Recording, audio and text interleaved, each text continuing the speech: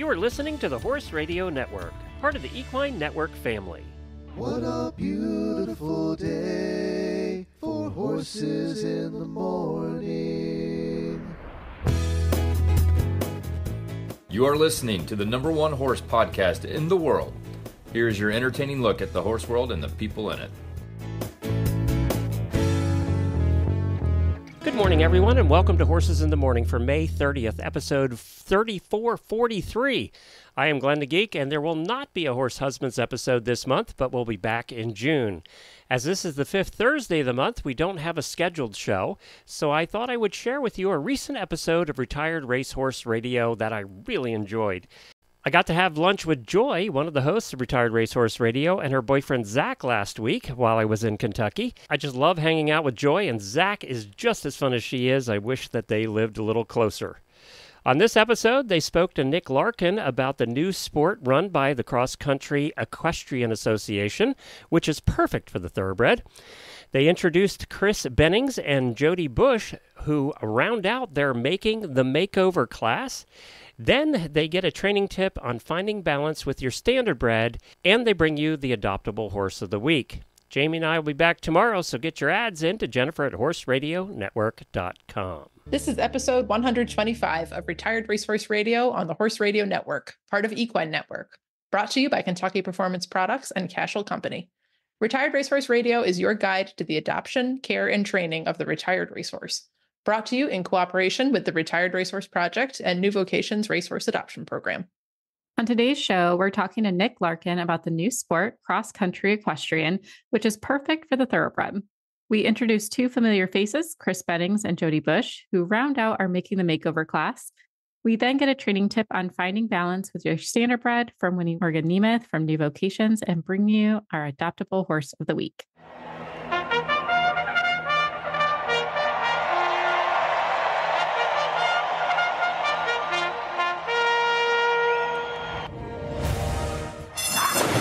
And they're off on Retired Racehorse Radio, the podcast that is your guide to the adoption, care, and training of the retired racehorse.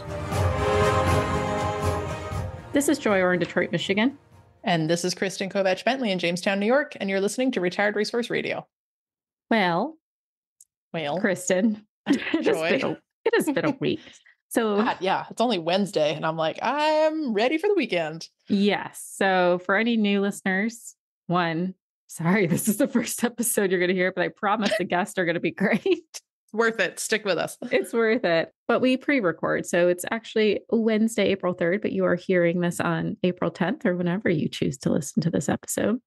And it's been a week for both Kristen and I, who ironically both had vet appointments, I think at the same time on the same day. Yeah, like simultaneously, we were like, here's what I learned today. So that was fun. That was an interesting experience. A little too weird. Not sure that's the content I was hoping for. Because we're long distance besties living parallel lives. It's fine. Nothing weird about it at all. But I know both of us didn't get, well, I wouldn't say the news was good or bad, but mixed. It is what it is. Mixed news. It's horses, right? It's horses and sport horse vets. And like, up here, like the corner of New York in which I live, we are sort of perfectly positioned between several great sport horse clinics, but they're all like 2.5 or more hours away. So it was like a full day affair. Eric and I hooked up the trailer early, went to the barn, got the horses kind of cleaned up, which is a challenge because they live outside and it had rained the night before. And then hit the road and drove through all that horrible weather that everybody got on April 2nd. And then finally had our appointment. But it was like, it's an all day deal. Like, yes. So we were pretty wiped by the time we were done. And like a good chunk of money for her. Yeah. So that was fun. Yeah, that's the other thing. And I mean, well worth it. Also, Exactly. If you haven't listened to our episode on insurance, listen to it. Recommend it. Just saying. That would have been a good idea. It would have been a great idea. In hindsight. Yeah. And oh, well. But it's fine. Like there was, before everyone's like, oh my God, what happened? I'll just run down our experience. So Jobber, I think probably long time listeners at this point know Jobber has cutaneous lymphoma. Geez, it's my first day. So sorry. Which is like a fairly rare cancer in, the cutaneous level of the skin. So it started out as like a big lump on his forehead that got surgically removed last spring. But while that was happening, they found another sort of suspicious area on his sheath. And in the past year, that's grown into quite a nice lump, which our vet very nicely measured and took some photos. And we're still waiting to hear back from Ohio State to see if it's something that can be removed. When they first saw it last year, they were like, this is too diffuse for us to do anything with. So just keep an eye on it. And I was like, cool, well, it's really grown. So I don't know if it's grown to something they can remove yet or not. So we're waiting to hear back to see what we do with that. The good news is that Jobber doesn't know he has cancer and is still like his same fire-breathing dragon self. So I'm not going to tell him. I'm just going to let him keep on rocking. And then while we were there too, he is prone to what we've affectionately just started calling winter fat leg, because they live in a smaller sacrifice lot in the winter. And then they're out on like 20 acres of pasture in the summer. So with all that walking around in the summer, his legs are fine. But in the winter, where he's more confined and doesn't move around as much, he's just prone to like thick filling legs. We've done the whole thing. It's not cellulitis. It's not an injury.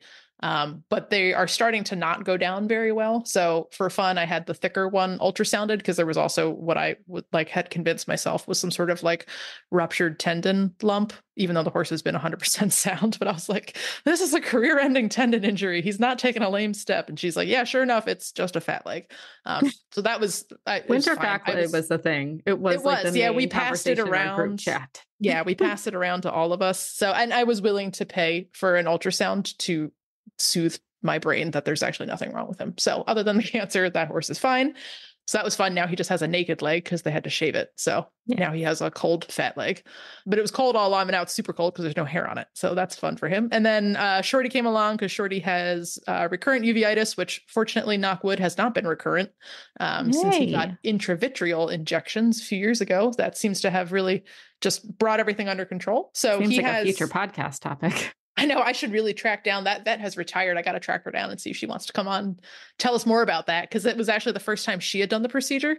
And it was really funny because she, at that time, she kicked me and my working student out. She's like, I don't want you guys to watch this. Like, I would like to do this unsupervised. We're like, great, fine, totally get it. But it was the day that New York State closed down for COVID. So we were just like driving around at loose ends because nowhere was open. So that was fun. But anyway, ever since he had that done, his uveitis has been super under control. And of course, if anyone's followed along on our social, they've seen pictures of him in his goggles, which, are just UV blocking to help protect his eyes from further damage. But fortunately, all that overprotectiveness seems to be working because he hasn't had any progression in the cataracts and he's had no flare-ups. So he goes for a routine eye exam every spring, which is like really funny to think like we put him on the trailer for a total of 5 hours for like a 5-minute exam, but we do anyway. And then while he was there, I was like, well, we have some extra money. So let's take some x-rays of his feet to show to our farrier because he does have really weird feet. And for years we've suspected that like there must be something weird going on with the bony structures in here because these feet just grow in different directions and they're very odd. And he's like extremely sensitive if you get just even a tiny bit too close or too short with the trim. And turns out his feet are fine. So he just is prone to really weird feet. Yeah, I was like, cool. I mean, that's great, but also that's really annoying because now I got to figure out.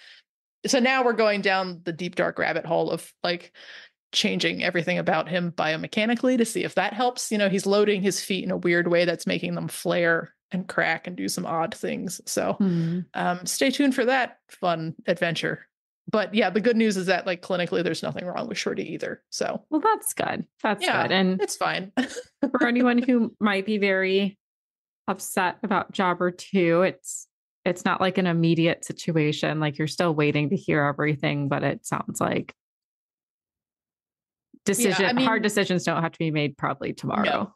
No, I don't think so. And I will say like the one on his forehead, he harbored that for like 4 years before it even occurred to me to have that biopsied because I was told it was a cyst and I was like, oh, okay, cool. And it just sort of like sat there. So I'm not thinking like, oh my gosh, like it's, stage 4, something horrible. Yes. Like that the one he has now on his sheath, that might also just sit there for a few years. Like it's okay. So yes. So if anyone wasn't sure about your tone, yeah, right. Yeah. If everyone's like, wow, she's being really flippant about it. Like, well, there's nothing to worry about right now. So yes, everything's as okay as it can be for right now. And cancer is a scary word, but he's doing okay. It definitely shows up differently in horses than it does in people. And for sure. Again, we could probably do a whole segment on that with a vet at some point. If that's an interest, let us know. We're happy to do it for you. And then similar with Astrid, I was suspicious. She had actually gotten quite dangerous in some ridden work, which was weird because things have been going super well coming back into work. And then all of a sudden, she became like almost unrecognizably dangerous. And I was suspicious of some things in her neck area for a while. She consistently needs like the same chiropractic work, and it's very difficult, and it's obvious it's painful for her. And we didn't know if it was just old injury, scar tissue, just her giraffing, like who knows? But it wasn't, she'd never been dangerous under saddle before. And then I was taking a lesson 2 weeks ago, and she actually was like stopping and breathing in really heavy, like sucking up air. Or she'd turn around and try to bite my legs, which normally is a sign of ulcers, but she's never done that ever. And the entire time we've been together. And then she tried to buck me off. Then she tried to bolt, and it was just unrecognizable. And I stopped my lesson. I didn't push her. Like, we were just walking. That's like the worst part. I was just trying to walk in a circle. So I wasn't asking anything demanding. And the fact we got that intense was super bizarre. And I trusted my gut, and I was like, I'm going to stop. I'm going to get down. Like, this isn't normal. I did have a panic attack.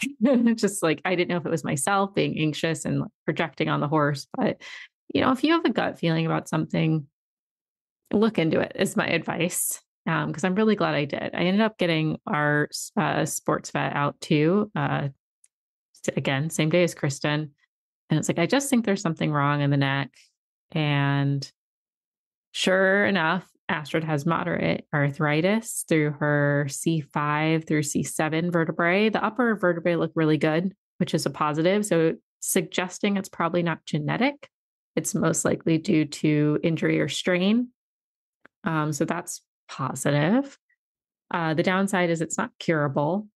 It will most likely always limit her to a degree, and actually putting her into hard work, even if treatments go well to minimize pain and make her comfortable, will actually probably irritate the arthritis and cause it to progress quicker, where treatments wouldn't last as long. So it doesn't mean anything awful besides, I'm not gonna say it's awful. It's less pressure, but we probably won't be having much of a career in dressage anytime soon. We'll see what the treatment does and what comes out from it. Maybe Western dressage. The vet seemed optimistic when we talked about that.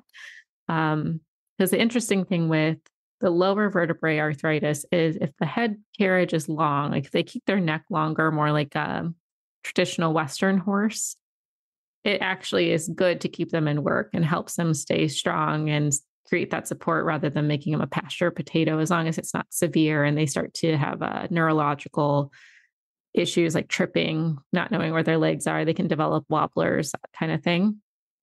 It's when you start to push them into the more traditional English headsets. I'm not talking about way behind the vertical like we've been seeing in the news. Like, that definitely is a big indicator of horse injury in the neck long term. If you want to research that, again, happy to make this an episode if someone is interested in it.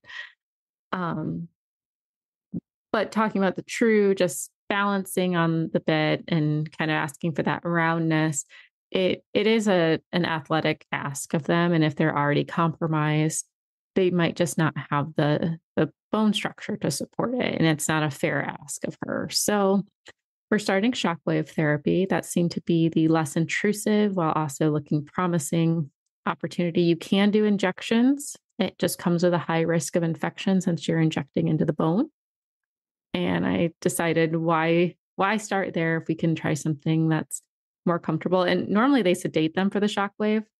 Astrid her sedation already wore off from x-rays, and she loved the shockwave therapy, like completely unsedated. She likes body work. And I think because I've exposed her to, it's mostly the loud noise of it more than a feeling. And she has her own massage gun, and my massage gun is louder than the shockwave thing was. And she's like, this is nice. Seems okay. I love that. So that was promising. She made the vets kind of crack up, and they were laughing about her in a good way. And she was on her best behavior for everything, which was great. And, we'll see how it is. So the way the shockwave works is we're going to do 3 treatments 2 weeks in between. So she had her first one. So she'll be seen again in 2 more weeks and then a final. And then we'll check to see what the inflammation looks like and what type of mobility and comfort she has. And, if things look okay, we'll have some time for a nice pleasure career. And I'm not disappointed by that at all. Like I said, it's less pressure. I know I talked about on the show, like my anxiety, a little bit of not feeling like we were far enough along. And now I kind of feel like I have the answer as to why we weren't getting where I thought we would be. And she physically just could not. I would also like to stress, like Astrid did come from New Vocations. This was not something that would have been diagnosed at New Vocations. Who knows if it even was showing at her time there. So I don't want anyone to feel discouraged. Like they adopted, they aren't sure if like they would check for that. Their vets, they are very thorough. This most likely occurred years after. So we didn't even start seeing symptoms, if I could track it, till about 2-3 years ago. And that's when it would hit moderate. So I would say it's not a thoroughbred thing either, right? No, it is any horse. And if anyone's listening and is like, well, I don't know, these thoroughbreds between the 3 horses they just mentioned, like, nope, this is just horses. This is just horses. It can happen to any horse anytime. Actually, there's a lot of good research in neck injuries too. It's just kind of being more newly published in the last few years, but it's super common. I think, Yeah, it's super common. So if you're suspicious about your horse's behavior, if they suddenly feel reactive or they're really great some days and not so great other days, and it's not your saddle, it's not the stifles, the legs, it's not ulcers, it might be worth just getting the neck checked out, just saying. And hopefully it's not the situation either. Right. Everything you did was like perfect, right? Like, like you had a problem and you went to the vet. You didn't try to like go on the internet to diagnose it. You didn't try to train through it. You didn't try to, do all the other things that we're all guilty of doing because we just don't want to either have the inconvenience or shell out, the money to see the or vet. your it's advice like, it's just worth it. Just, right? Like her inability to be able to stay in a headset. I don't like saying that term, but that's the best way I can do it. Some people are quick to say like, well, just train her in side reins or, put her in a martingale. And I would say just rule everything out before you bring out training aids, because it's not fair to the horse if there's a physical disability. And I'll be fair, I tried a martingale for 3 rides and it was actually some of the worst rides I've ever had. And now I know why. Yeah. Oh gosh. Yeah. Yeah. So again, not an end all be all. It'll eventually affect her quality of life. But for now, we're just going to see what we get over the next few weeks. I'm happy to provide some updates. She was very keen to go back outside and run around. So that was positive to see. Yeah.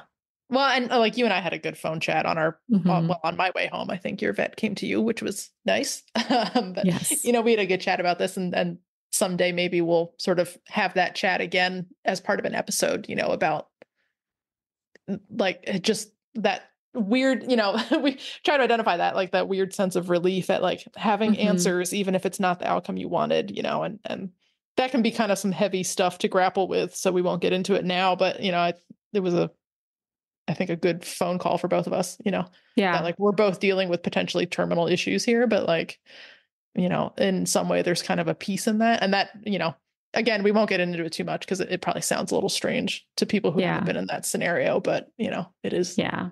It is a thing. It's a thing. And we'll definitely talk about it on another episode because I think it's an important one. It's a cathartic one to have. But for this episode, because I feel like we bummed y'all out a little bit, we're going to bring you right back up. It is actually a phenomenal episode. Again, we're recording this ahead of time, which means we've already talked to our guests. I can promise you, you are going to love this episode. We start with Nick Larkin, who one is just a wealth of knowledge. We're going to have him back, Kristen. Just going to have to have him back. We only got to like 25% of what we wanted to cover. Yeah. Oh, I know. He's a fantastic, but really cool, inclusive opportunity to hear about a new sport coming into the equestrian world. And then we introduce you to our Making the Makeover contestants, Chris and Jody. And oh my gosh, they cracked me up. I think I was laughing most of that interview. So while we might have started on the happiest tone, we think you're going to really enjoy this episode, and we're going to introduce you to a really cool horse, give you some great training tips. It's going to be the Retired Racehorse Radio that you know and love. But before we get started, we're going to hear from our premier sponsor, Kentucky Performance Products. This Nutritional Minute is brought to you by Kentucky Performance Products. More and more horse owners are managing older horses. One of the best ways to care for the senior horse in your life is by prioritizing their digestive tract health. Older horses are less able to maintain a well-balanced microbiome and repair and replace damaged tissues. This can lead to an uptick in ulcers, colic, or free fecal water syndrome.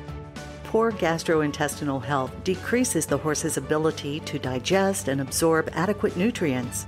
It also impacts the effectiveness of the immune system, leaving older horses less able to fight off diseases such as EPM.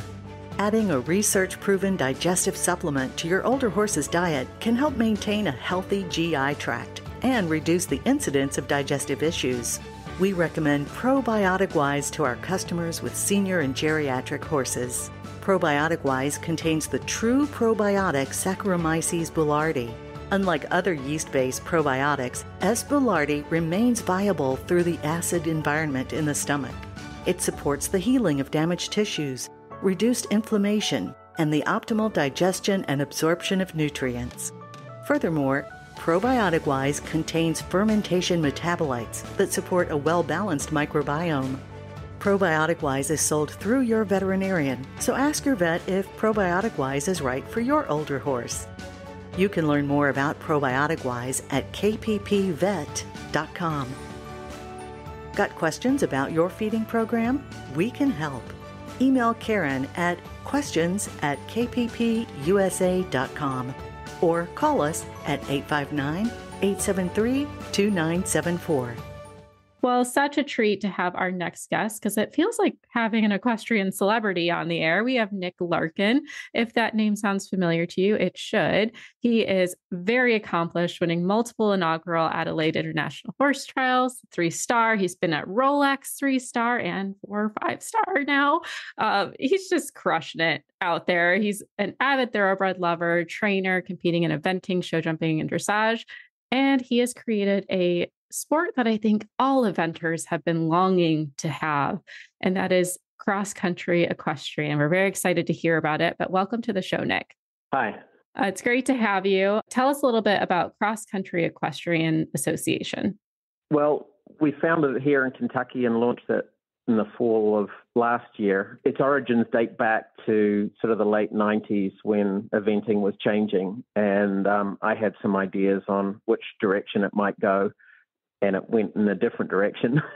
Anyway, some of those ideas, I kind of kicked them around for a while and thought about different sports. And eventually, I suppose about 4 or 5 years ago, a couple of pieces that were missing kind of clicked into place. And then I knew I actually had something really good there. And so we put a bunch of work into it. And then, like I said, launched it just last year. Amazing. And what I think this is exciting for eventers is it's kind of the thing that makes them want to event at the end of the day is getting that cross-country experience. I know there's more to eventing at the end of the day, but that's the thrill. That's the adrenaline rush. Like I've never evented because I'm scared to death of it, but I love watching it. And it's always like that fist pump coming through, like when you see them have that clean round. And it's just like the sport hype of it all. And to have this kind of concentrated now, I think is going to be really exciting. What makes this a perfect sport for thoroughbreds? Well, perfect sport for thoroughbreds. It's got speed, stamina. You need jumping ability. You need sort of courage and heart.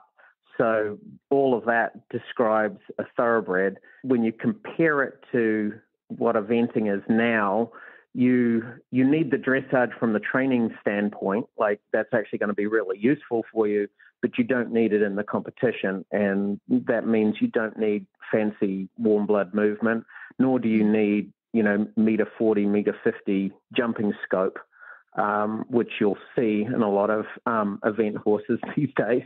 Mm-hmm. You'll actually have a cross-country horse. And I mean, if you just think about a cross-country horse, from even if you look back at the origins of the sport of eventing, it being a military thing, they were the smaller, faster, agile horses. They weren't the bigger, fancy moving horses or anything like that, because that second group of horses, they were, if you go back far enough, they were the ones that were pulling cannons or wagons full of something. not actually out there in the thick of the battle, so to speak. So, Nick, I'm looking at the format and, you know, like from the name, you'd think like everyone just gets to go out and gallop cross country and that's awesome. Mm-hmm. But that's not just what this sport is. So tell us a little bit about these components, you know, in these two phases that you've come up with. Well, so, you know, it's going back to one of your earlier comments, you know, you're right. I mean, I think cross country is one of the most fun things that you can do with a horse. You know, I would say also that if you talk to people that used to do old format 3-day eventing, when you had the steeplechase, and I was one of them, a lot of them would come off the steeplechase and say, okay, I really like cross country, but I'd trade doing another steeplechase because it's Nice. faster and it's more commitment. And so, you know, but it's objective. So you're not worrying about, you know, whether a judge thinks it's good or not. You know, you're just like, if I get around this course and over the fences and so forth, and I'm going to do a good job. But, you know, where CCE differs from eventing or from the cross-country component of eventing, probably the two biggest things are the fact that instead of just trying to protect the dressage score and not add penalties or not incur penalties, in CCE, the main goal is that you go out there and score points for successfully jumping things. You certainly get penalties for making mistakes and having errors and everything, but the influence is much more from actually scoring the points. And then the second substantial, this is a huge thing, and this is actually one of the things that clicked into place, is that every single obstacle in the entire sport is optional. So you don't actually have to jump anything. You can literally, you know, start your course and go all the way around it and not jump a single thing. Now your score will be 0, but you're still competing. So you mentioned a moment ago, like, oh well, I like eventing, but I'm worried about it or scared about it. I mean, this is on at one end of the scale. This is something that I'm trying to do with the sport is say, hey, come along and don't jump anything if you don't want to jump anything.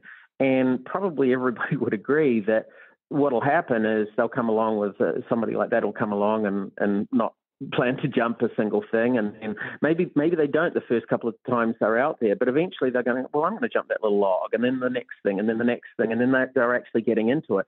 But the sport actually allows you to start and go at your own pace. And there's no like pressure to jump anything on penalty of elimination, which is true of, you know, essentially every other sport. If you don't do the moves, if you don't go over the jump, you're going to get eliminated. And whereas this sport is sort of saying, I mean, you've got to work really hard to get eliminated in CCE, because even if you're having a bad day, just only jump the small fences or just jump another fence and just canter on home and finish on a score. It might not be a big score, but it's still a score. So, you know, that sort of comes back to the sport being about, you know, having more people participate. And then, like I've said, you can get into it very easily. You can progress at your own rate. And then, you know, when you're talking about people that are getting pretty serious about it, they're going to be going out there and figuring out, okay, how am I going to rack up a good score? And, you know, and that is not going to be, particularly at the higher levels, that is not going to be just jump everything that's out there. You're actually going to start making tactical choices as to which jumps you do jump and which jumps you pass, because sometimes you'll go, okay, this fence here is going to slow me down to the point where it's going to affect my time. And instead, I'm going to pass this one, keep my speed up, keep a little extra energy in the tank to go to this other fence, which is going to score more points or, you know, be faster for me to get through. So there's all these sort of tactical things that sort of come in, particularly at the higher levels and the higher levels of, or higher classes of competition. Oh, that's fascinating. So it's like almost like a little bit of like gambler's choice in a way. Yeah. Some people have sort of compared that, other than the fact that you have your course and, you know, everything's numbered 1, 2, 3, 4. And you go round and you basically every single jump, you just pick do I jump it or do I not jump it? And there's rules, depending on the type of jump, there's rules as to the number of attempts you're allowed at it before you have a mandatory pass. And there are, I mentioned the scoring, and if you've looked on the website at all or read a little bit about it, regular fences score a certain amount of points, and then challenge fences, which are generally, you can kind of think of those as being a fence of the next higher level. So they might be a little bit bigger or a little bit more technically difficult, and they score more points. And some of the formats, and I know we haven't really talked about that, but in some of the formats, you've got some show jumping type fences, and then you'll have, in the majority, you'll have cross-country type fences, and cross-country type fences score more than show jumping type fences. This is fascinating. And it sounds like such a friendly way for the scaredy cats like myself to try something new with our horses in like a really safe and approachable way. No, I think it's really cool. Absolutely. I mean, that's a huge part about it. It's very, very welcoming, and you can go at your own pace, picking and choosing what you want to do. Of course, there's qualification and eligibility rules. So, at the very low level, you're not going to need to qualify. As you go up, you're going to need to start proving that, okay, you're competent at that level, you're safe at that level. But even then, you bump up a level, you might go, well, I'm going to jump most of the regular fences and maybe none of the challenge fences. And I'm just going to just have a good first round at that new level. And then, you come back the next week or next month or whatever, and you do a little bit more. And so, you get to go at your pace, at your horse's pace. And then too, as I mentioned before, if you're having maybe you say, oh, you know what, I will jump that challenge fence, or I'll jump a couple more fences. And if you're not having such a good day, just back off and start passing more of the jumps. One, I want to applaud you that there needs to be a qualification before going to that next level, because I do think until you're in those more like those top levels, the exposed levels, there's a lot of people at lower levels who put themselves like, they're not ready for novice, they're really beginner novice, but they want to be novice, but they're really not qualified, or their horse isn't ready. And then they set themselves up for not the best ride and then get mad about it. I personally have seen it even just in dressage alone, where someone's not ready for a level and they sign up anyway and walk away frustrated or angry at their horse. And I just want to applaud you that before they can move up, there is something that they have to prove before they can get there. And I think that's fantastic.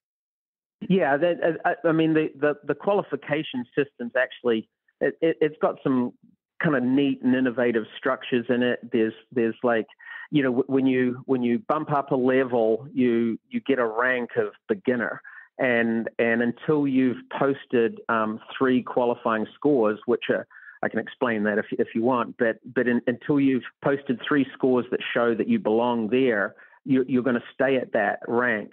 And that also creates this sort of little probationary period where you have at the most 3 attempts to do that. And if you don't, you actually have a mandatory relegation, and then you have to actually requalify at the lower level. So a lot of the rules and how it's structured is rather than sort of trying to police bad outcomes, it's more the rules encourage you to make good choices. And should I level up now or class up now, and sometimes you'll class up or level up and you'll go, okay, this is harder than I thought. Well, you can drop back down but if you still keep whacking at it and you're not successful, then the sport will say, no, you've got to go back down. And because you didn't do it earlier, by making a good choice, now you're going to actually have to requalify at that lower level. So, like I said, rules that sort of encourage the right sort of behavior, so you're not having to run around and tell people off and protect the horse too, right, at the end of the day. Absolutely. I mean, that's one of the things that I've done with this right from the get-go. It's like, it's very, very horse-centric. It's not about, I mean, this is a term that I've heard recently and I've sort of co-opted it, but it's not about a horse being a piece of, procurable or replaceable equipment. It's more like the sport actually, you need to be more of a team rather than just, okay, well, I've got this new horse that can do X, Y, Z now, so I can go and do this. It's like the sport itself is asking, because the sort of the levels of technicality that are in it, and the little features that are not in eventing but are in the sport, that basically if you don't really know your horse, you're going to have not a bad time, but you're going to have a tougher time getting around the course. And the idea is if that is the case, you then go, you know what, I got to get better. I've got to get more control, more responsibility from my horse, more adjustability, whatever it is. The sport will sort of like point out the weaknesses in your team, whether that's the rider or the horse or both of you, or you don't understand each other well enough. And so then you'll know what the problem is, and then also go home and work on it and get better before you go back out there. I love that. I think that really encompasses what being an equestrian really is about at the end of the day, is that partnership.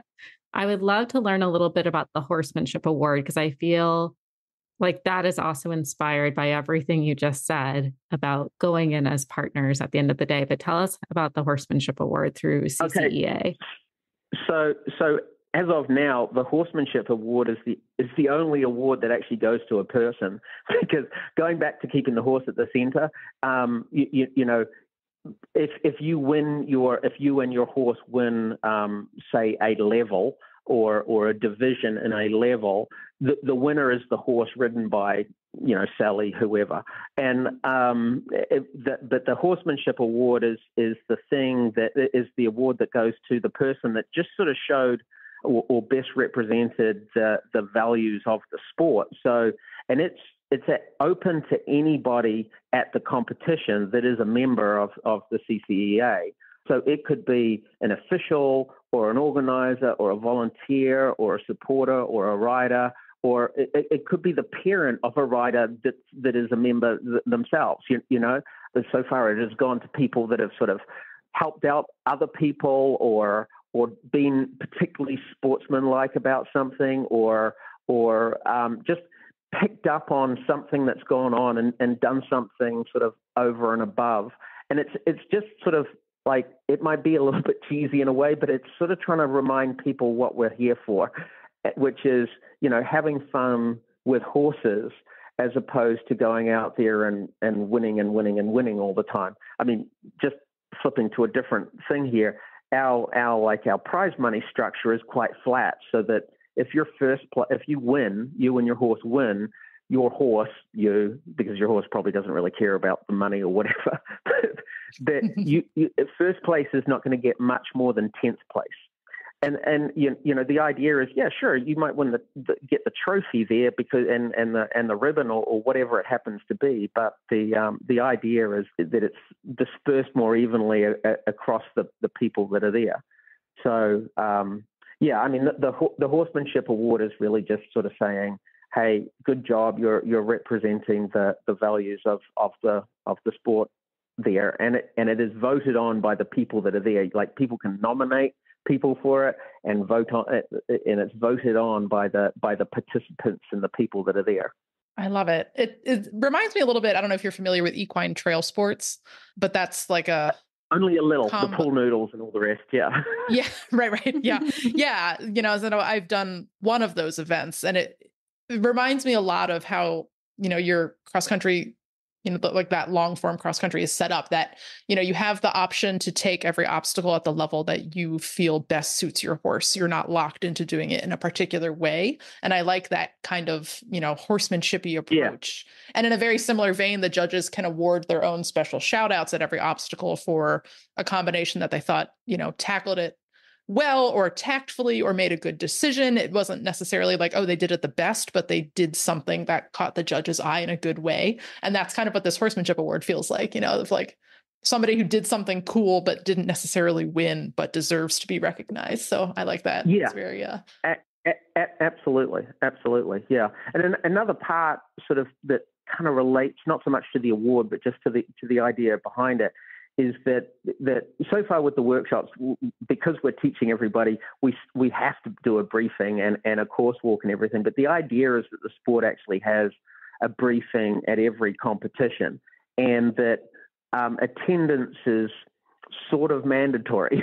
We're not going to really enforce that, but I want to try and develop this culture of people that are there doing this, having fun with their horses and are actually supporting each other. And the briefing will be informative from the point of view of they'll be saying, okay, this group of obstacles here, it's going to be judged this way, so don't think about doing this sort of weird cheaty move or something like that.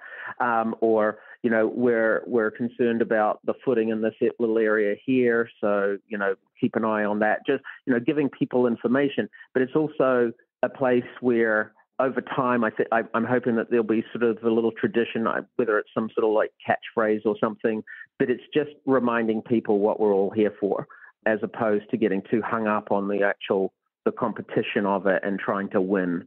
I mean, everybody just should be going out there trying to do their best, and if they win, well, fantastic. But if they're way down, but they had a great ride, that's also fantastic. Yeah, I like this a lot. So, like, my last question is not really a question so much as just, I guess, a comment or an observation. But like, this whole sport is really built on the horsemanship factor and the development and learning. And I will admit that, like, I didn't pursue it I'm a Western rider, so I didn't look super close at it. I've gone cross-country schooling. I had a ball. I'm not yet tempted to go out and get into the sport, but I had a really good time. But, from reading like the headlines and seeing, press releases and stuff about this, I made the assumption that like, oh, this is just for eventers who don't want to do the dressage and they just want to go and gallop and like be gritty and go balls to the wall and do all the crazy stuff. But like, the longer we're talking, the more I'm realizing like that is not what this sport is about. Like, yes, you can still do all that fun stuff, but this is really like the horsemanship foundation. So I'm so glad that we got to talk about this, because I admit I was super ignorant. And I assume that if I'm super ignorant about something, there's probably other people on the internet. I was raising my hand with that too, Kristen. Yeah.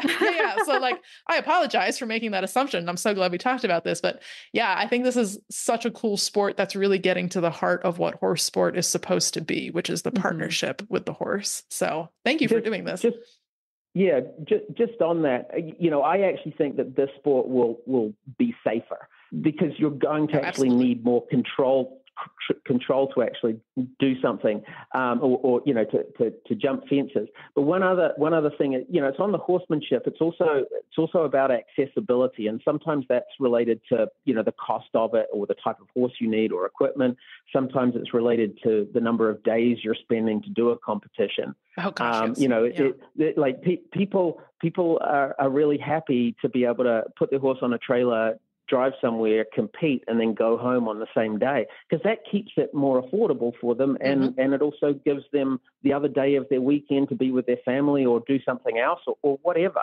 And sure, some of the bigger competitions, the bigger classes, they do run multiple days, but it's not show after show after show.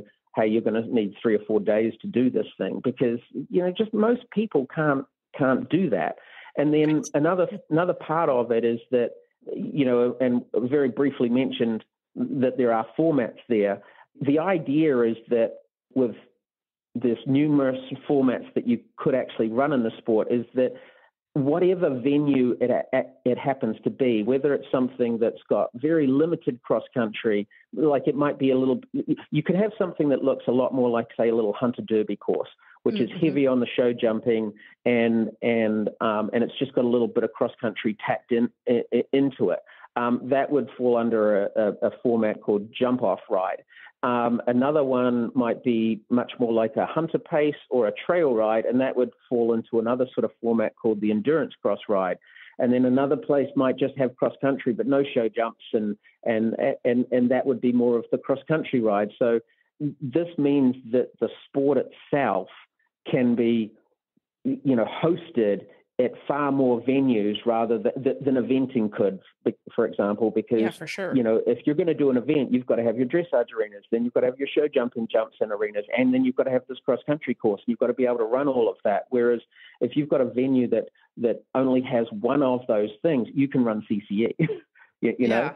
And then you don't need to have to school all the stamina either, No. necessary for No. like miles and miles of cross country too. So that makes it more accessible as well for people who don't. Yeah, exactly. And the idea is that instead of, like, if you think of an eventer, like if you're getting ready for an event, you would go do some dressage shows and you'd have your dressage lessons, and then you'd probably do some jumper shows and have your jumping lessons, and then you'd probably cross country school, and then you'd probably do some fitness.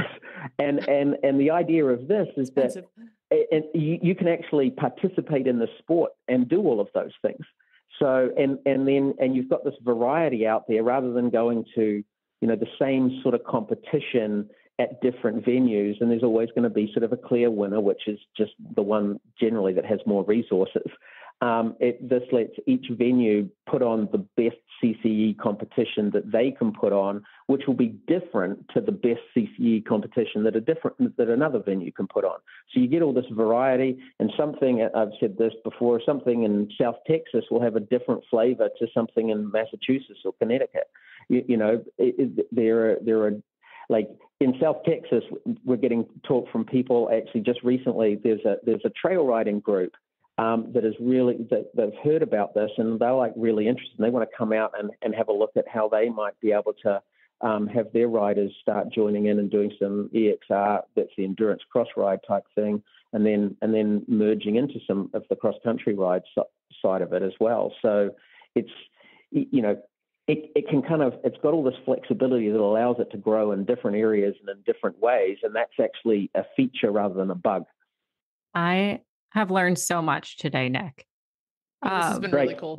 This has been amazing. I'm very excited about it. I know we're at time, but I feel like we could bring you on for a second episode just to learn even more about how we never talked about the thoroughbreds. I know. We definitely need to have you back on for training tips and all that good stuff. Well, just to fill in that last little part, I mean, at one point on this path of developing the sport, I was actually thinking about a thoroughbreds only sport that was held at race courses, because I was looking at race courses and going, they have everything, location, all the facilities, and infield, stabling, parking, restaurants, grandstand. And I'm like, and they're empty and they're not being used. And I was just like, this is nuts. Why aren't we using these things for a sport where these horses, used to be? And that's still actually part of CCE. There's a format that can be converted to a race course type situation. But going back to what I said earlier on, it takes speed and it takes stamina and it takes jumping ability, not crazy scope, but good jumping ability and that quick thinking mind of the thoroughbred. So that's why I have no doubt that at every level the thoroughbreds will exceed, will do really, really well. But at every level too, I'm totally cool with warm bloods or draft horses or even mules coming in and competing. I mean, if they're good at it, there's no reason why they can't be there. Absolutely. It definitely feels like it's friendly for everyone. And for anyone who wants to get involved or even host one of these workshops or eventually a competition, how do you recommend them to get in touch? Just get in touch via the website. There's a contact form there, and if that's what people have been doing. Just get in touch and let us know that if they're interested. And what we've been saying to people too is, if you want it in your area, the first thing to do is talk to your friends, talk to your riding friends. And talk to people that do have venues or organizers and so forth, because the organizers generally they always want to know, if I put on something new like this, are people going to show up? Mm-hmm. And so if a bunch of riders are saying, we like this idea, can you put something on? Well, then we'll show up and help them get it started. What we've been doing with the workshops is we try to find a venue that more or less has the capacity to run an event, because then we can show all the different aspects of the sport, but then also have other organizers, say the local organizers that maybe are more, have limited facilities or a smaller venue or something, come and as part of the workshop, we can discuss CCE for your specific situation. So, they can get their head around, okay, this is how I can implement it. And after attending, generally after attending one at the most 2 workshops, people are kind of like, yeah, I got this. I understand the basics of the sport, and I know how to run it. And, I'm busy working on some guidebooks and everything that help organizers and get going on this. But they're able to get up and get running. Amazing. Well, I'm selfishly going to be in touch, as our barn has the Michigan Eventing Association leader as our head trainer. So I know she's interested in this too. So I'll be in touch with you separately, Nick. But thank you so much for joining. And we really appreciate this breakdown and super excited to see this take off. For all our listeners interested, go ahead, check it out. It's CrossCountryEquestrianAssociation.com. As Nick said, if this is of interest to you, talk to your trainers, talk to your barn friends, start spreading the word. It seems like it's going to be a really cool and inclusive event for anyone and everyone. And Nick, thanks again. We really appreciate it, and best of luck. You're welcome. Thanks very much. Cashel has been crafting top-notch products since 1986, designed to make your ride safer, more convenient, and downright enjoyable. From the Crusader Fly Mask, the ultimate fly mask, trusted by riders nationwide, to the blanket top performance felt pad with pressed felt with merino fleece. It's like a spa day for your horse's back. To the beautiful beaded halters, adjustable, durable, and gorgeous. Visit CashelCompany.com today and gear up for the ride of a lifetime. Cashel, where quality meets the saddle. Well, Joy, we are very excited to be back with our second half of our introductions of Making the Makeover. This is just such a fun series that we do to get to know some makeover trainers and their horses and the struggles of their journey better every year.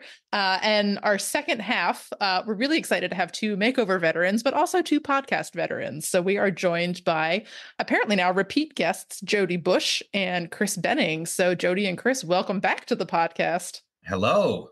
Hi, thanks for having me. Well, I'm super excited. I'm going to start with Jody because, of course, I am always excited when there's another Western thoroughbred rider out there. And Jody and I super geeked out many episodes ago about Basels. So I'm very excited to have you, representing the Western disciplines, but of course, that nice Vaquero tradition that you do so well. You were such an inspiration when I first met you at the 2018 makeover. So I'm going to fangirl now and be like, Jody's back. Yay. So Jody, welcome back. Tell us a little bit about your makeover horse, if you have one selected for this year. Well, thank you for having me. Thank you for saying those nice things about the Vaquero stuff, because I think I'll probably talk lots about it over this series. We've got 4 prospects on the go right now, and not a one of them has been ridden in a bit yet. We're riding them all in Hackamores, which is a fun challenge in many ways, but also I think just so good for them. They're really coming along well. They're all mares. So I don't know if you want to hear. I do. Every Team single mare. one of them. I'm here for it. Yeah. So we've got Sparrow, Surprise, Smarty, and Alira. And they're Sparrow's an Alberta bred mare. Surprise is Manitoba bred. So we have a couple Canadian horses. Then we've got Union Smarty. She's California bred. And Musical Reload is from Kentucky. They all raced here in Canada, though, and came off the track in Canada. So super excited for all of them. And so far so good. It's been really fun. Yeah, we skipped right over the introduce where you're from part. So yeah, we have an international-ish flair this year, Jody. You are from Saskatchewan. So tell us a little bit about where you're from and how cold it may or may not be up there right now. Oh, well, it's not so bad right now. It stayed cold late this year. Saskatchewan, Canada, which is right in the middle of Canada. And we're right in Saskatoon, the middle of Saskatchewan. Minus 30 in the winter is kind of our common low temperature. Right now it's, just above freezing. Everything's melting. It's, muddy and icy and just kind of that fun horse time of year, I guess. Everyone's dirty and you can't ride anywhere. Yeah. I'm familiar. Well, it's snowing here in New York, so I'd like to feel solidarity with you. So. Oh boy. Yeah. Great. Yeah. We're getting, all the snow should be gone, I would say, by the weekend. And then, out in the mud puddles. Right. Yeah. You just trade one problem for another one, but that's all right. So are you planning to bring all 4 or you have to narrow down to a few? So between my assistant trainer and I, we're both accepted for 2 horses each. So right now we just have all 4 that we're just kind of riding interchangeably, with the idea that kind of come summertime, the horses will tell us who they like best, and we'll kind of start to narrow down who gets to take which horses. And then after that, we'll narrow down what disciplines the horses think they want to do.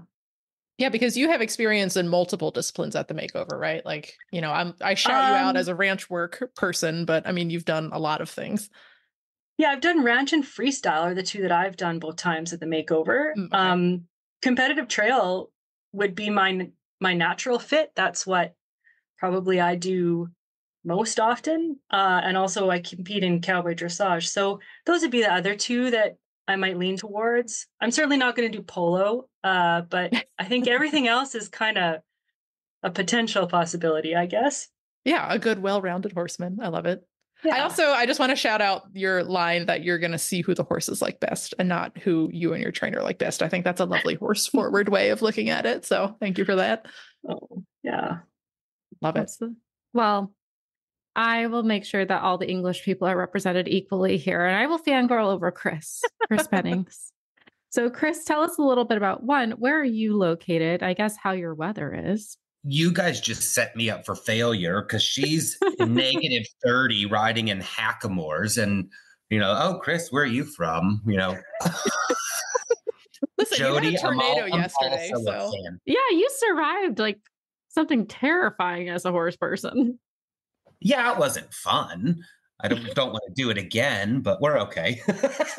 Well, thank goodness for that. Yeah. But tell us a little bit about your Makeover prospect.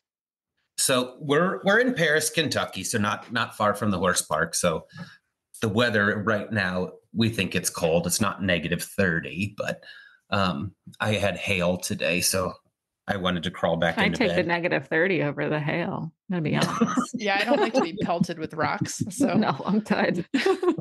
Good point.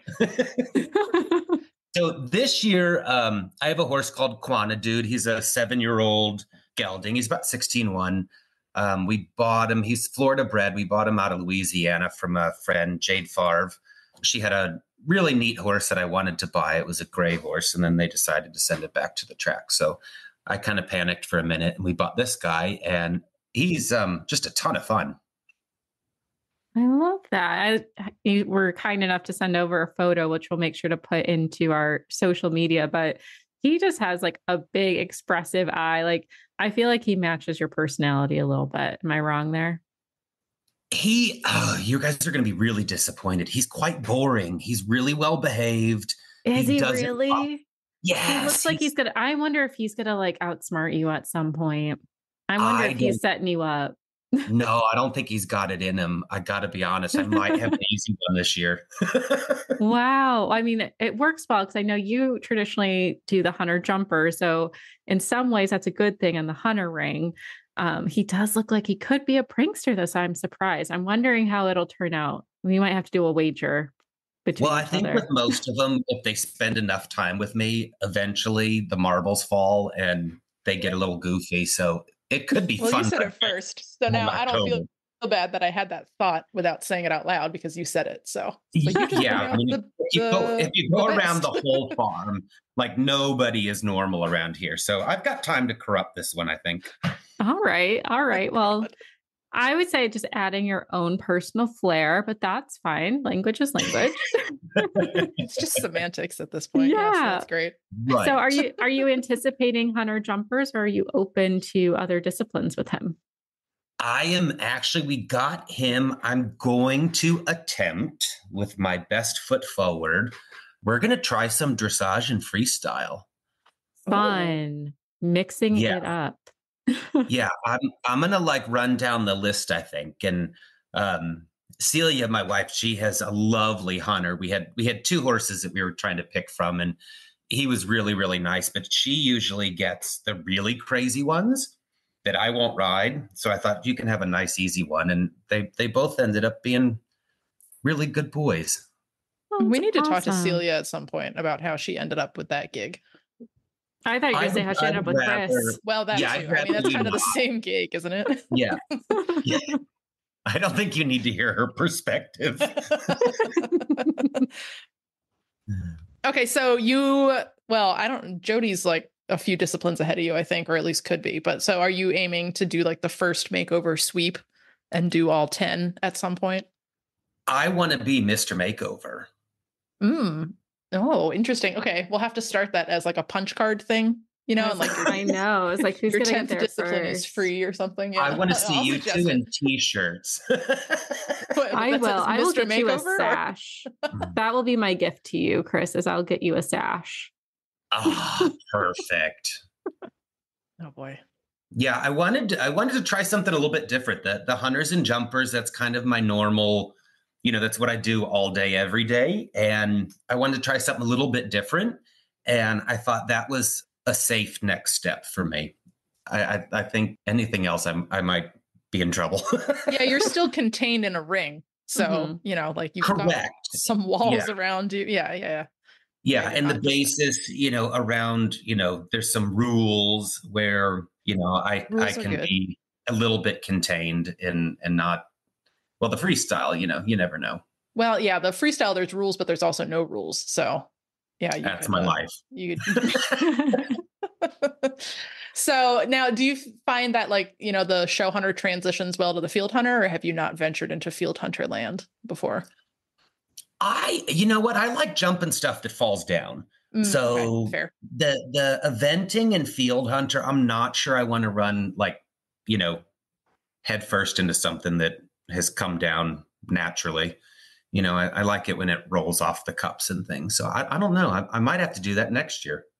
That's fair. Yeah. Our previous interview, we admitted to Nick Larkin that we don't really like to jump cross country ourselves. So, we're in solidarity. We're with you. Maybe, Chris, when you listen to this episode in the future, you should listen to that whole opportunity with the Cross Country Association. Yeah, that's a good point, actually. That'd be a good commercial for that. Yeah. Mm-hmm. I find when I talk to cross country people, when they do things that scare me, I think I should probably not go into that. This one's a more inclusive friendly. There's horsemanship first. Yeah. We'll strap a camera to your head. First. We'll send you out there. It'll be great. It'll be fun. And the fact that you can compete and not jump anything was like a win for me. All right. I might be ready for that. We can go. We can go. Training we'll have wheels. Training wheels. Cross country weenie. Oh, we need the training wheels team. It'll be good. Yeah. There you go. Yeah. So, Chris, I know, we talked a little bit when we were, talking about Prince of New York, and, we talked about this some with Mission Canyon when we had you on last. But at this stage of the process, it's just early April. What are you doing with your makeover horses at this stage of the year? Not much. Great. Fine. Yeah. You know what? I really like to give them the winter off because I feel like it's cold and I don't want to be outside. So they probably don't want to work either. And it's a good time, for us in Kentucky. The weather's really not that bad. So if they get a few months where they can just be horses, do that kind of thing. And then right now, this is a hard time for us. I've ridden him a few times and he's such a good boy. So I'm not in a total panic about it. But right now, we're foaling, we're breeding, we're trying to get the farm back in order. And it's just Celia and myself. So it's a little bit overwhelming. So, kind of the biggest obstacle we have is motivation. So, after I play with horses all day long, to go tack up and ride one that I'm not getting paid for is kind of hard. And then, I look out my kitchen window and the foals are doing something cute. So I have to go out and take a picture, or, they're laying down trying to sleep. So I feel like that's a good time to tackle them and show them how much I love them while they try and run away. And, so it's that kind of thing. So it's really, I've done some in-hand work with them and just kind of, tried to let him be a horse and have some downtime. And then, just knowing how intense the training gets, as the weather gets better. But we're really lucky in Kentucky. I think the temperatures are great and things like that. So I don't really do much in the wintertime. So what would you say to people who feel like they might be behind at this point because they haven't been, schooling down in Florida or Aiken all winter? You're going to feel behind until the first week of October. So don't panic. I literally bought this horse because the one I wanted, I couldn't buy. So I was like, I need to buy something, and I was panicking. This was like back in December. I'm like, I don't have a horse yet. And then it started snowing and I'm like, I don't want to go outside. So I think there's always this time crunch where you feel like you need to be at a certain point. And both of the horses that I've won with, I always felt behind, and neither one of them, at Prince of New York, he showed one time before we went, in Mission Canyon that I rode last year. I tried to take him to a schooling show right before the makeover, and it was an absolute disaster just on schooling day. And I went back and I was like, all right, I've got 2 weeks. I got to figure this out. And then I just kind of changed his program a little bit. So I don't feel like now you need to be at horse shows and doing all this sorts of thing. Like, take the time, get to know your horse, just start your training process. And, when you get to the makeover in October, like, just have fun. It's either going to fall into place or it's not. And it's literally the first step. Like, it's not a big deal. So I don't panic much until I do. But by then it's too late. Yeah, then it's just fun. Yeah, I love that. Yeah. So, Jody, how about you? What are you normally doing with your horses, or what are you doing now with your horses in early April? Well, it's a lot of foundational stuff. I think if I could say one negative thing about thoroughbreds, they love to be fidgety. So these girls have spent a lot of time just like tied to posts while I ride other horses, just kind of learning to stand still and relax. Because I really want them to be able to relax. They're going to have to go on a huge trip, and they're going to be at that big show, and I just want them to be able to chill out. So that's a big priority, is that sort of like foundational groundwork stuff where they just like put their head down and chill out. And then we've been doing like quite a circling program. We're stuck in this small indoor arena in the winter here. So a lot of like, do you understand how to stay on a circle? And do you understand how to not kind of lean on the hackamore? And all of that stuff, I think it's very slow going. But now that we're able to be outside and do a little more, I think they're kind of ready to go with their training. Whereas when they first came, they'd kind of want to run you over and fidget around. So they're just kind of ready. They're just ready to go. I think they're all in the headspace of like, now they're ready to start the like proper training. Yeah, because you did all that work, right? Like, it's hard to, in the moment, you're like, God, this is boring, or like, yeah, we're not progressing, we're not doing anything. But it's good for me to hear too, because I spent a lot of the winter being like, you're going to get tied inside by yourself. And I was like, is this training? This doesn't feel like training. This doesn't feel like I'm doing enough, but it is such critical work, and you just don't see a lot of day-to-day progress. And then you're like, oh, this was really useful when you get to the fun riding part. Like, yeah. You just need the big, I don't know, the metaphor I always use and tell my students and tell people is, the wider your base, the taller your pyramid. So we're trying to get the base really wide so we can build it tall. Oh, I like that. I'm gonna needlepoint that on a pillow or something, but I'll make sure to credit you too. So don't worry. I stole it from someone for sure. So don't credit me. I don't know who I stole it from, but Jody Busch, parentheses, someone else. Yeah. Yeah. Oh, that's awesome though. That makes so much sense. And I think like that kind of groundwork, right? Like I think we all want to do active groundwork, right? Where you think like you're doing something and you're interacting with the horse. But I think a lot of that like kind of self-led groundwork, of like the horse learning to stand tied, that stuff is so critical. And we all tend to overlook it and want to do something more interactive because it makes us feel like we're doing something and progressing. So that's super good. That, and the multitasking too. When you have, a few horses, if you can, tie one up or teach it to ground tie while you ride, that's something I try to do is have a horse standing in the arena while I ride another horse. And if they can stand still and ground tie while you lope circles around them on another horse, they understand to stand still. That's a good one. Okay, that's next level for sure. I would end up like just chasing the ground tied horse as it's wandering off all day. That's awesome. Yeah, well, if they run off, you just rope them, which is also fun. but can get a little Western. Yeah, I'll leave that part to you, I think. That sounds good though. Yeah, we need to get you a GoPro, I think. Like a Retired Racehorse Radio sponsored GoPro so we can see what you see. That sounds cool. Well, they don't stand still for that yet, but if I get that working, we'll get a video. We will. Yeah. Oh my God, that'd be amazing. So same question as we asked Chris. What advice would you give to trainers who feel like they are behind in April? Oh my gosh, I think I have the same answer as Chris, which is you'll feel like you're behind the whole time. Probably if you think you're right on track, you're missing something. But the makeover, it's such an interesting thing because everyone's kind of at a different place, and you're just going to go there and have so much fun, regardless of how your horse behaves. If it's a gong show, it will be so much fun. And if your horse is perfect, it will be so much fun. So I wouldn't even hardly worry about what the horse is doing right now, and just know that it's going to be super fun.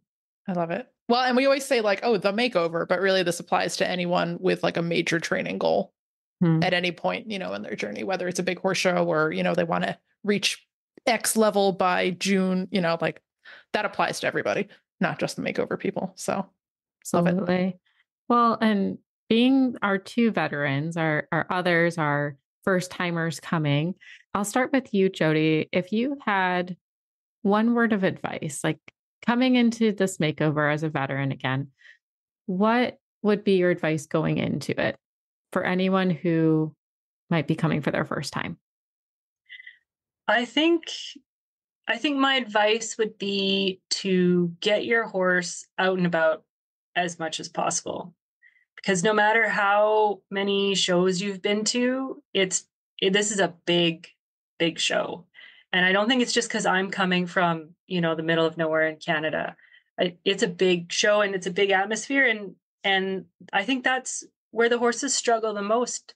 So if you can get your horse out to busy places and just get them good at traveling and being in chaos, and make sure they'll still, behave themselves when things are going a little bit wild, I think that's the best thing you could do to prepare. That's my number one piece of advice. I love that. And how about you, Chris? Same thing for the first timer going to the makeover. What do you recommend for them to keep in mind? I really agree with Jody on that I've won it a couple times and I've lost it a bunch. And I learned along the way that you have no idea what is going to happen at the horse park. One of the years they were doing a driving championship and I cantered across the diagonal line and here comes 4 Friesians in the most beautiful carriage. And I was like, oh, look at that. And I'm like, oh no, wait, you're jumping, pay attention. You think it's just a horse show. There's also other horse shows going on. I brought one horse one year from Florida and realized he didn't see a hill until he got to the horse park. And then when I had the stallion, my big thing was I just needed to teach him to pay attention to me and just be really comfortable hanging out with me. So the last 2 years when my horses did well in the finals, on schooling day, I hand walk them in the ring. And I sometimes feel a little bit lazy as I'm watching everyone else schooling. And I just walk around the outside of the ring, just looking at the signs and hanging out. And I found that to be really successful. If you can get to a stressful place that there's a lot going on, there's some horses behaving, some are not.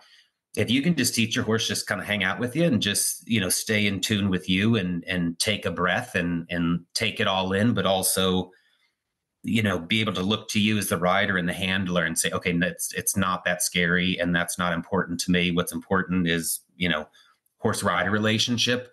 Then your training, I think, can actually come out. You just see so many horses that have a meltdown because they're just not understanding what's going on. And I think that's where the issue that then you see the horses that kind of just go, all right, that horse is loose. That's fine. I'm not, we're just going to hang out here. And then everything works out okay. Yeah, I have been like similarly humbled in the past show season by like, oh, my horse is now relies more on his buddy than on me. Mm-hmm. So that's such good advice of like, get your relationship right, so that was a fun lesson to learn, but we've been trying to do that over the winter. So yeah, it's not done over the makeover either. Like, there's plenty of years after the makeover to continue to screw it up and try to fix it again. So I love it. All right. Well, Chris, where can people follow your makeover journey on the internet? Oh, now I have to get proactive. It'll probably be on my Facebook page, and Celia, she tends to post more than I do, but I'll try and be a little better at it. So yeah, you're gonna be like podcast famous now. So yeah, you gotta hop to it. Yeah, I'm just not very good at it. That's bad. That's okay. Well, you can have your home on the internet for the makeover can be this podcast. So that's fine. Yeah, that's what I have you girls for. You're like, hey, get it together. Be like, Chris, the calendar says you should be posting an update today. Come on. So yeah, that's correct. Yes. Yeah. All right, Jody, how about you? Where can listeners follow along with your makeover journey? I've got a Good Start OTTB training on Facebook. And from there, you can also find an Instagram page. We are making a very concerted effort to post lots of stuff for these 4 mares on Facebook so people can follow along. No promises, because I've been poor about it in the past as well, but we're going to do our best. So hopefully there'll be lots of good stuff out there. 4 mares. I love this. You like team mare. You guys are just going to like roll in from Canada with all these like mares. A boss. Yeah. It's going to be awesome. All 4 of them. Okay. I just want you to like be in your trailer and be like, get in, losers, like a real Mean Girls. Oh my God. Yeah. Roll up. Get in, losers. We're going to the makeover. Except they're winners. They're all winners. But that's that would be a really Facebook funny. Reel for sure. Yeah, absolutely. You're welcome. We really believe everything Thank is you. content. Yeah. That theme will never die. All right. I have one last question. Jody and Chris, have you guys ever crossed paths at the makeover? Like, you're both makeover veterans, but have you like hung out before? No, she's way too organized for me. Everyone is much more put together than you. It's fine. I don't think I'm very organized, but no, yeah, I don't think I'm not sure. Yeah. I don't know. Okay. Well, Chris already told us that he lives local, so we'll have the after party at his house. So you guys hang out then. Yeah. I'm excited.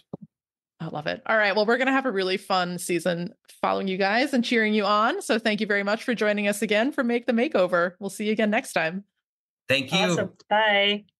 Equine Network offers an assortment of equestrian programs and services to grow your horsemanship skills in and out of the saddle. One of those programs is Equestrian Plus, which offers world-class training at your fingertips. Hear a little bit more about them now. Recharge your training program with Equestrian Plus. Equestrian Plus brings together top riders, trainers, and professionals onto one video platform. Watch over 5,000 how-to training videos, clinic and event footage, exclusive training sessions, and more, featuring top experts including 5-time dressage Olympian Stefan Peters, 5-time Olympic show jumper Ann Krasinski, Olympic eventer and silver medalist William Fox Pitt, and more. Join Equestrian Plus now and use promo code HRN15 for 15% off your first month. Visit equestrianplusplus.com to subscribe. It is that time of the show where we have new Vocations join us. And this week we have Winnie Morgan Nemeth, who is going to talk about some standardbred things with us today. Welcome back, Winnie. Hello. Happy to be here. Happy to have you. It is definitely an exciting time as we're entering spring. I know New Vocations did a big push for some discounts with adoption as we're getting close to really every horse person's favorite time of the year, springtime, coming into summer. It's where we all come out of our houses and take off all of our snow pants. Like we're ready to be with our horses again. So, and that also means everyone's getting excited for training again. And Kristen, I know you had a training question for Winnie. Yeah. And actually this one was fun because we talked about this some off air first to kind of figure out the direction we were going, because, I was chatting with a couple of friends who also are transitioning some standardbreds and they have some new to them horses. And we all felt like we had like a similar issue in, trying to transition these horses into basically the confines of equestrian space. So like riding them in rings and small pens. And like, I have a little bit of an advantage in that I do a lot of my riding out in the pasture. So it's a great big space, sweeping turns. And I started thinking about this because I used to drive Percherons with my family, and we noticed too, we'd have these horses pretty road fit because that's where we did a lot of our training, because where else are you going to fit, a Percheron team in a wagon? So we would just, bomb around the roads in the neighborhood, and then we'd get these horses into the show ring and they'd be dropping that inside shoulder in those tight turns. So, my friends and I, with all the wisdom of people who should probably know better, we were like, it must be a driving horse problem. And then the more we talked about it, the more we thought, actually, this might not be a driving horse problem. This might be just the nature of taking horses that are used to these bigger open spaces, and straighter lines and sweeping turns, and then putting them into, by comparison, a really tiny space in a riding ring. So do you have any advice for people like us who are transitioning horses from these, if you've ever been to a track, like that's a big space, the turns on the standardbred track are banked, like it's a huge space. And then all of a sudden we're like, okay, 20-meter circle time. And that's not what they're used to. So how do you introduce a small space to horses like that? Well, it's a very good question to ask, because a lot of people do forget that these horses are trained on large tracks. They're very well manicured. Your track man at the racetrack is your best friend. He's going to make sure that footing is phenomenal and fast. So there's no divots, there's no tight turns, things like that. So when we bring them in as equestrians and we ride in a arena, and most of the time it's in an indoor arena, that's a whole new concept for a standardbred, because they've always been outside. So to ride inside, first of all, is very, very new. And then depending on the size of your arena, you're going to put them in a smaller space. And in our book, we talked a lot about that. They're always used to going on a following, whether that be a driveway or a track or something. They're used to following, walking down the road. In an arena, wide open. As equestrians, there's nothing better than a well-drove arena. So you go in there and it's this wide open space to them. So we started asking as equestrians, we're going to go in a circle. Well, they don't know what that is. Most of our horses are very comfortable going to the left because that's the way they race. And they're not so comfortable going to the right.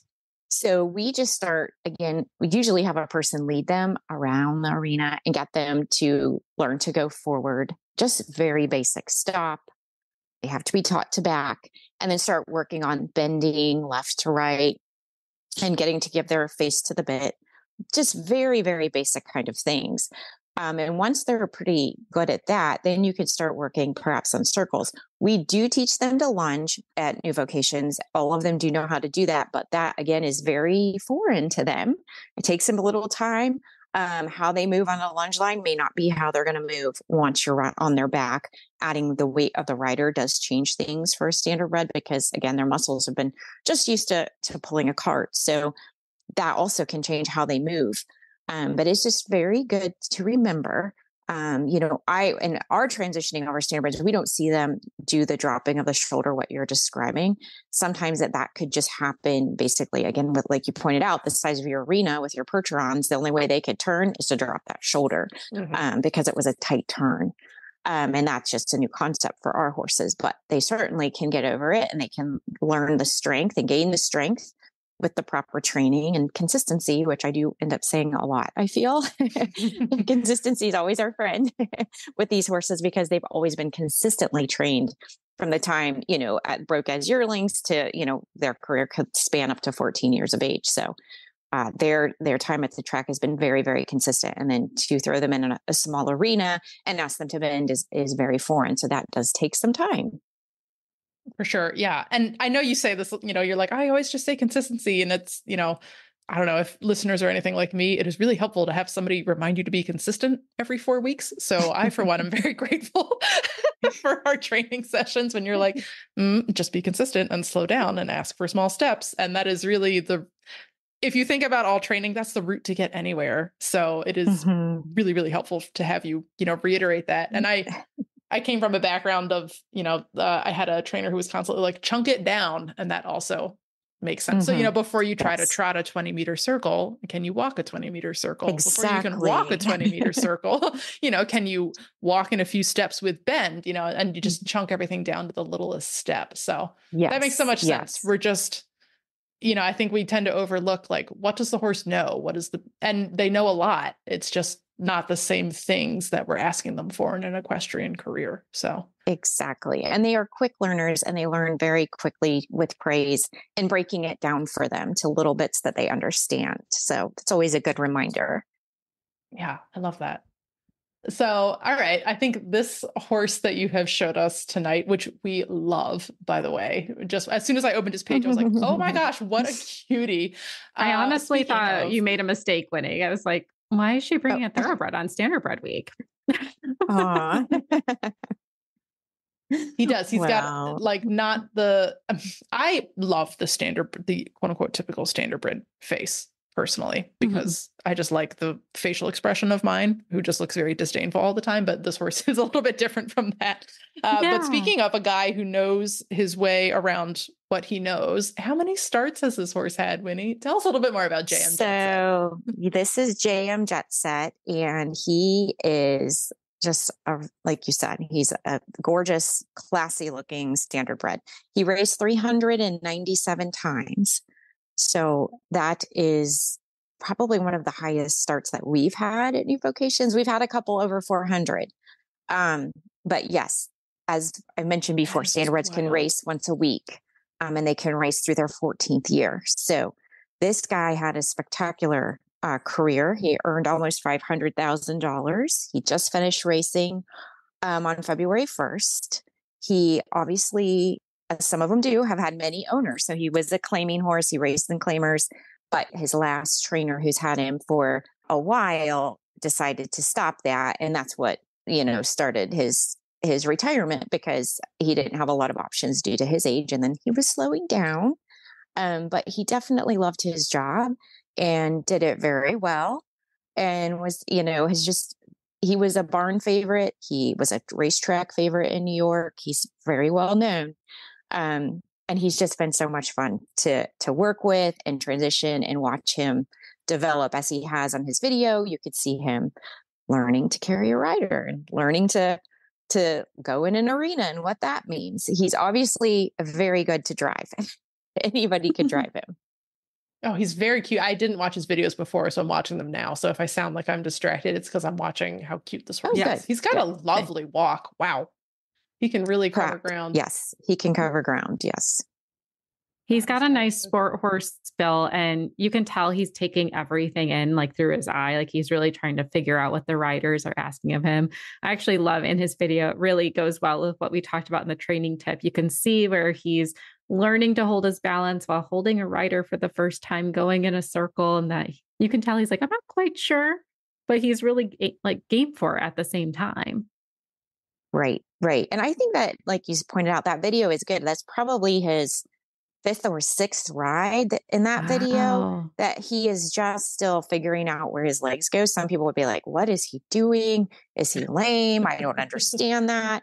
He did race on the pace, but he's comfortable trotting, but he still will pace too. Like, he's still figuring things out, and he's going to get it figured out. And he's changed a lot since we've had him, but his demeanor is really great. He's just a super kind horse. He wants to please. He seems to be happy so far, since coming off the racetrack. So, well, I'm excited to see what he does. These war horses like him are some of my favorite, because they've just given so much and done so much, and they're so wise. They have a lot to offer. No, he seems really cool. Like, you can't train a good brain. I'm going to say that. Right. You can just tell, like, even though he might not know where his legs are in these particular videos, I'm very curious to see where he is today. You can just tell, like, he's relaxed. He's taking it all in. He's waiting for the rider to guide him, which for a horse who is 14 years old and has never been ridden, that's great trust that he has in people. Like, that's a horse you want in the barn. Yes. And a cool guy.